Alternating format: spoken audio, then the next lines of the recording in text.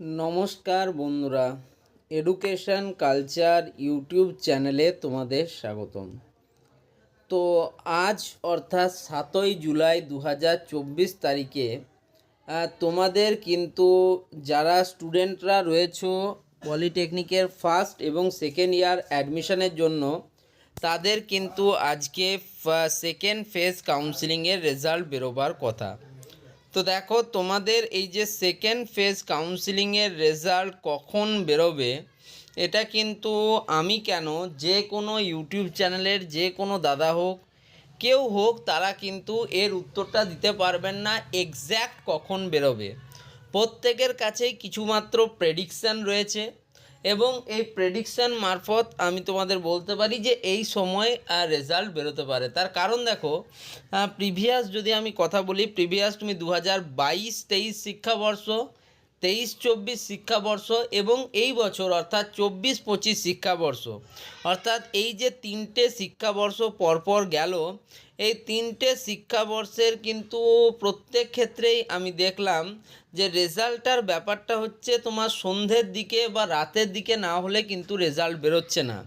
যদি 2023-24 এবং 24-25 আমাদের যে শিক্ষাবর্ষ চলছে, এর যদি আমি শুধু ফার্স্ট ফেজ অফ কাউন্সিলিংয়ের রেজাল্ট নিয়েই কথা বলি না কেন, তো ফার্স্ট ফেজ কাউন্সিলিংয়ের রেজাল্টই তোমাদের মোটামুটি রাত্রি 10টা-11টার দিকে কিন্তু বেরোচ্ছে, যেটা কিন্তু মানে স্বাভাবিক সময় নয়। মানে ওই সময় রেজাল্ট বেরোবার ওটা একটা স্বাভাবিক বা পরিকল্পিত সময় নয়, কিন্তু সেই সময় তোমাদের রেজাল্ট আউট হচ্ছে না। তাহলে এর পিছনে হয়তো অনেক রকম কারণও থাকতে পারে। দেখো, রাত্রের দিকে যদি রেজাল্ট বেরোয়, সেক্ষেত্রে কিন্তু অনেক কম পরিমাণ স্টুডেন্টই অ্যাক্টিভ থাকে, কিন্তু দেখা যাচ্ছে যে তোমাদের খুব কম পরিমাণ স্টুডেন্ট অ্যাক্টিভ থাকার জন্য তারা মনে করছেন হয়তো তাদের যে ওয়েবসাইট, সেখানে ভিড়টা কম হবে বা তাদের সার্ভার ডাউন হবে না, কিন্তু সেটা প্রত্যেকবারেই দেখা যাচ্ছে যে তাদের সার্ভার রিলেটেড ইস্যু হচ্ছেই। এমনটা নয় যে তাদের সার্ভার রিলেটেড ইস্যু হচ্ছে না। তারপরেও যে কেন অত রাত্রে রেজাল্ট, সেটা কিন্তু বোঝা খুবই মুশকিল। প্রিভিয়াস সেশনগুলোর কথা বললাম, তখনও সেম কিন্তু বিষয় দেখা যাচ্ছে। তো এরকমভাবে স্টুডেন্টদের সাথে কিন্তু একটা দ্বিচারিতা করা হচ্ছে। যাই হোক, second phase of counselling result প্রত্যেকটা ক্ষেত্রের থেকে কিন্তু খুব ইম্পর্ট্যান্ট। তোমরা জানো, ফার্স্ট ফেজ অফ কাউন্সিলিংয়ের রেজাল্টে মোটামুটি যে কাট অফ, সেটা তুমি ধরতে পারো যে তোমার, আমি সব থেকে হায়েস্ট ধরলেও 10 থেকে 12 হাজার মতো কাট অফ কিন্তু গেছে। এবার কিন্তু সেকেন্ড ফেজে সেটা 20,000 অবধিও যেতে পারে, ঠিক আছে? কারণ এই বছর দেখো, তোমরা জানো যে এই বছর 45,000 প্লাস স্টুডেন্টের, 45,502 স্টুডেন্টের কিন্তু ফার্স্ট ফেজ অফ কাউন্সিল, মানে তোমাদের 45,502 স্টুডেন্টের র্যাঙ্ক কার্ড পাবলিশ হয়েছে। সেক্ষেত্রে তোমাদের কিন্তু এবার কাট অফ বাড়ার কিন্তু একটা প্রবল সম্ভাবনা রয়েছে। এবার দেখো কি হচ্ছে, যে প্রত্যেক স্টুডেন্ট কিন্তু চয়েস ফিলিং আলাদা আলাদা করেছো। এমন নয় যে দুটো স্টুডেন্টের চয়েস ফিলিং 100% অ্যাকুরেট হবে, একই হবে এমন কিন্তু নয়। তাই ক্ষেত্রে দেখা যাচ্ছে যে স্টুডেন্টরা কিন্তু তোমরা কলেজ পাচ্ছ, যেমন ফার্স্ট ফেজেও অনেকে কলেজ পেয়েছো, বাট তাতে তোমরা অনেকেই সন্তুষ্ট নয়। তোমরা বলছো যে দাদা না, আমরা এই কলেজটি চাই না, অন্য কলেজ পেলে ভালো হতো। সেক্ষেত্রে তোমরা অনেকে অটো আপগ্রেডেশন প্রসেসে অংশগ্রহণ করেছো।